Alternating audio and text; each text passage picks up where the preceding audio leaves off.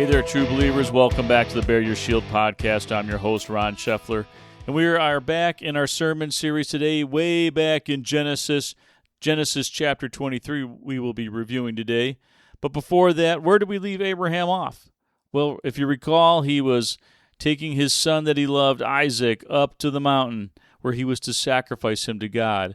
God spared him, told Abraham to stay, and ended up providing everything that Abraham needed. And God does continue to provide today. So now we come to a sad part in Abraham's life, Sarah's death and burial. We'll be reading Genesis chapter 23 in the ESV version. We'll read the whole of chapter 23. Here we go. Sarah lived 127 years. These were the years of the life of Sarah. And Sarah died at Kiriath Arba, that is Hebron, in the land of Canaan. And Abraham went in to mourn for Sarah and to weep for her. And Abraham rose up from before his dead and said to the Hittites, I am a sojourner and foreigner among you. Give me property among you for a burying place, that I may bury my dead out of my sight. The Hittites answered Abraham, Hear us, my lord. You are a prince of God among us. Bury your dead in the choicest of our tombs. None of us will withhold you from his tomb, or will withhold from you his tomb to hinder you from burying your dead. Abraham rose and bowed to the Hittites, the people of the land. And he said to them, If you are willing that I should bury my dead out of my sight, hear me and entreat for me Ephron, the son of Zohar, that he may give me the cave of Machpelah, which he owns. It is at the end of his field. For the full price let him give it to me in your presence as property for a burying place. Now Ephron was sitting among the Hittites, and Ephron the Hittite answered Abraham in the hearing of the Hittites, of all who went in at the gate of his city, No, my lord, hear me. I give you the field, and I give you the cave that is in it. In the sight of the sons of my people I give it to you. Bury your dead. Then Abraham bowed down before the people of the land, and he said to Ephron in the hearing of the people of the land, But if you will hear me, I give the price of the field. Accept it from me, that I may bury my dead there. Ephron answered Abraham, My lord, listen to me. A piece of land worth 400 shekels of silver, what is that between you and me? Bury your dead. Abraham listened to Ephron, and Abraham weighed out for Ephron the silver that he had named in the hearing of the Hittites, 400 shekels of silver, according to the weights current among the merchants. So the field of Ephron in Machpelah, which was to the east of Mamre, the field with the cave that was in it, and all the trees that were in the field, throughout its whole area, was made over to Abraham as a possession in the presence of the Hittites, before all who went in at the gate of the city. After this, Abraham buried Sarah his wife in the cave of the field of Machpelah, east of Mamre, that is Hebron, in the land of Canaan. The field and the cave that is in it were made over to Abraham as property for a burying place by the Hittites.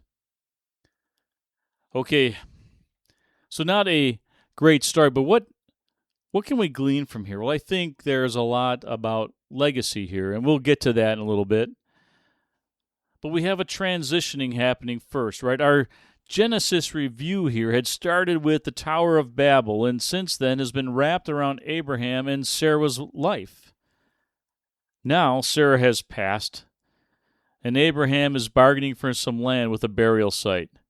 Now this is important to the times because the purchase of this land, the process of it by which Abraham followed, was similar to the Canaanite and Hittite laws of the day, and the landowner was Hittite himself.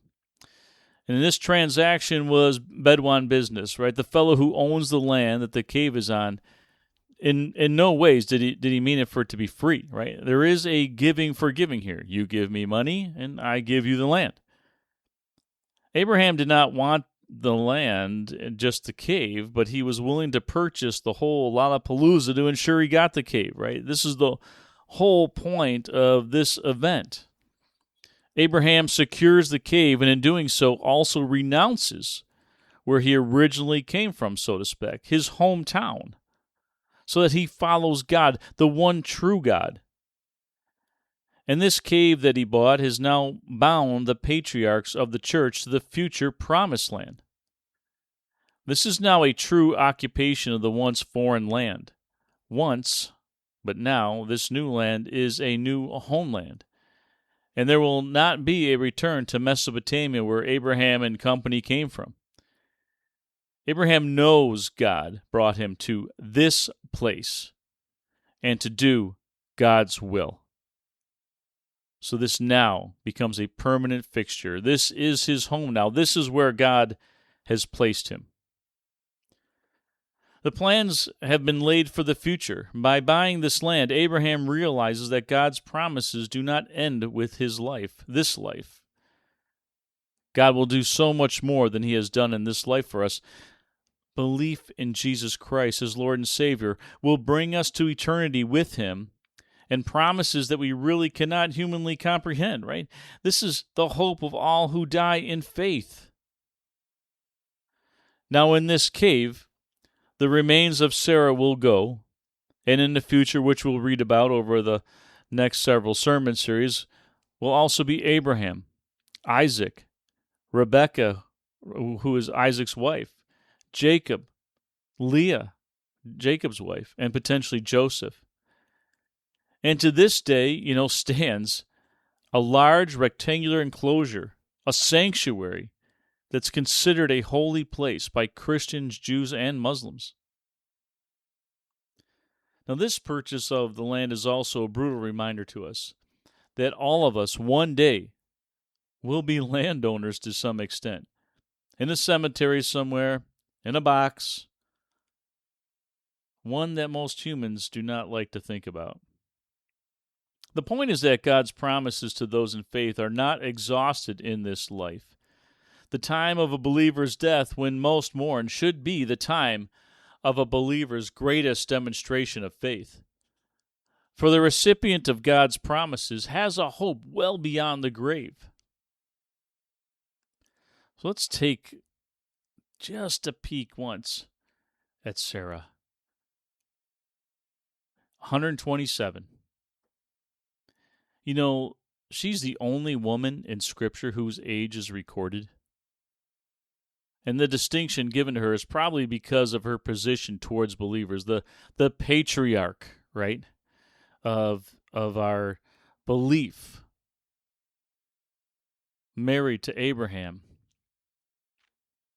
I'm sure even at 127, Sarah felt that life went by pretty quick.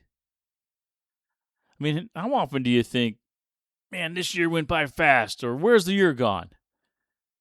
Well, at times it seems like yesterday, that I was at a hockey game watching one of my sons skate, or at my daughter's piano recital, or a play where my kids acted, or even helping them transition to college and sending them comic books every week in the mail. I did that for each one that went to college, just to write them a small note that my wife and I would write in and just throw a comic in there to make sure they would open it.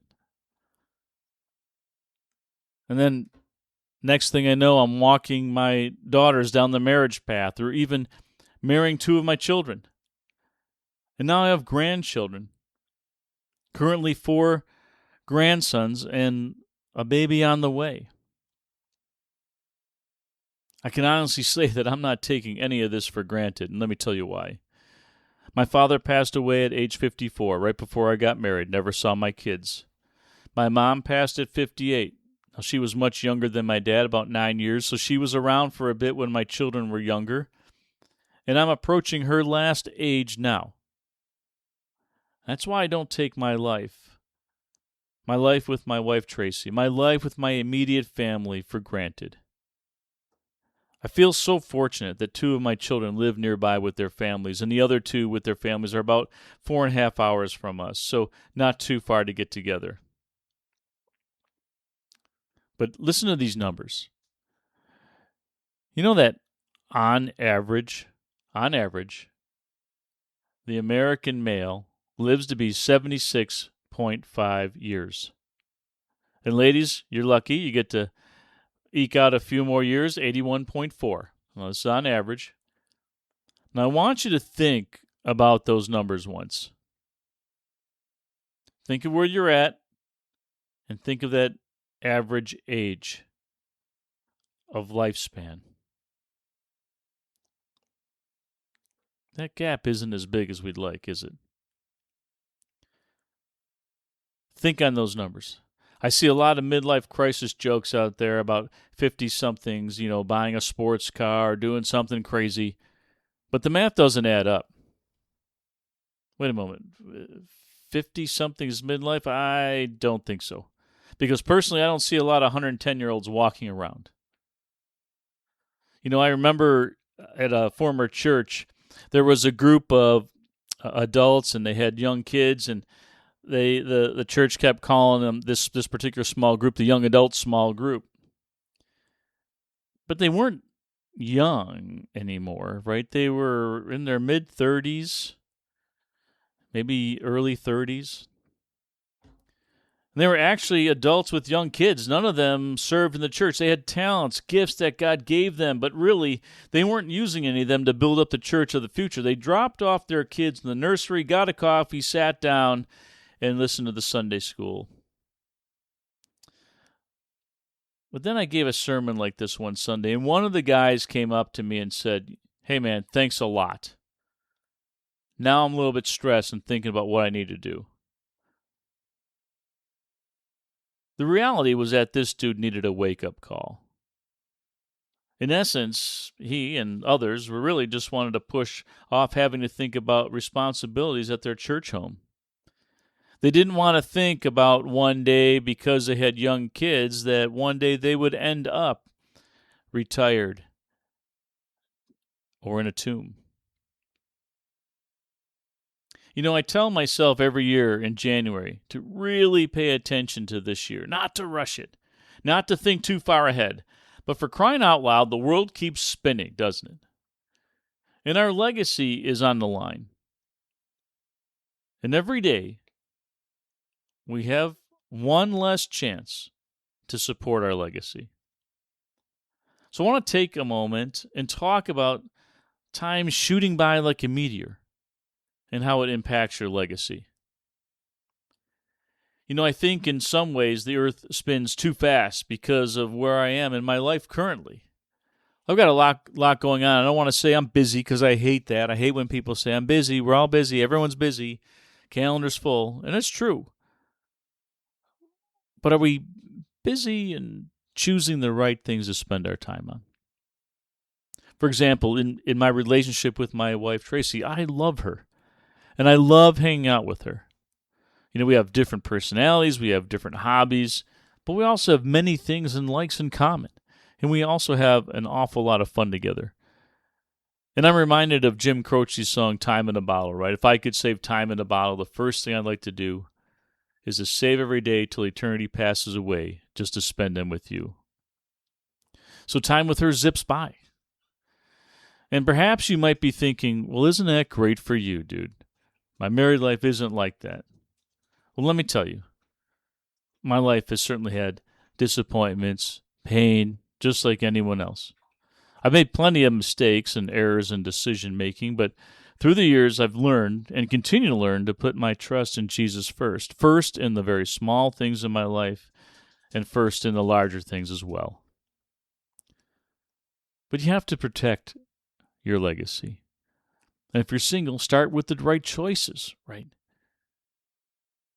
And if you want to be married, part of the right choices is choosing the right person. And maybe right now you are married or you're in a relationship, you're just not connecting well right now. Well, fix it. Improve your communication. Now, devotions will help, or message me on the platform you're listening on. I can share some of the things we did as a couple to help right the ship. I'm thinking in particular of one called Moments Together by Dennis and Barbara Rainey. Highly recommend that. I wish I was more appreciative of the times with her when I was younger. I wasn't, and we struggled, and I didn't lead like I should have early on in our marriage. I was pretty immature at first. And if I were to die a young man, my legacy would have been pretty lousy when it came to relationships. So lock in with your spouse. You are a team together, living as one, not apart. Some of the speed of the year is due to where I currently live, the property we live on, the house and outbuilding that we're trying to rebuild and reclaim the property. I promise you, one day I will have Tracy on, and we'll get to that story in a much more detailed episode. But right now, just know there was so much work accomplished and so much to do yet. It occupies my mind and time. And what happens then when I'm working on is that time speeds by. But we are working toward creating a world we want to live in, a place where my family would want to visit, feel loved, create memories, a peaceful place that will live on in our minds. One day, like I said, we'll share the story of this place. But for now, know this: there were moments where we just weren't certain what was going to happen here. But God does provide. And through our trust in God, our land legacy is starting to come to fruition. Some of the early yearly fast pace is due to the fact that I want to be able to be available for my family. Tracy and I want to get to spend some good amount of time with those that live nearby, right? If the kids call 90% of that time, we get over to their places to help out as needed. And the time speeds by. But there is no one we'd rather be spending our time with than our children and their children, helping them to become the men and women, the fathers and mothers that God has called them to be. Yes, help strengthen our legacy, Tracy's and mine, but also to help build theirs. And some of the time that zips by from this spinning world is that I really enjoy my job. Being a senior product manager for a turf equipment manufacturer, I get to meet so many people, help them find real solutions. Some people I have known for decades. I really enjoy what I work on, the people over the years, how I can intertwine my faith with my job. And it's been crazy how several people that I have worked with have retired now, some even lost. And this has made me reflect not only on my own personal side of life, but also my work life. What more do I want to accomplish in the workforce in corporate America yet? What does God want me to do? Now, all these things, these aspects in my life, have all been given to me by the grace of God. And I do not say that lightly. Many things could have turned out differently if I had not chosen wisely to follow Jesus Christ. Ponder where your legacy is. The world is spinning. Time is speeding up, and time will be running out one day. Where is your legacy headed, and what needs to change before it is too late? Bear your shield and protect your legacy. Thank you for listening. Godspeed, and bear your shield.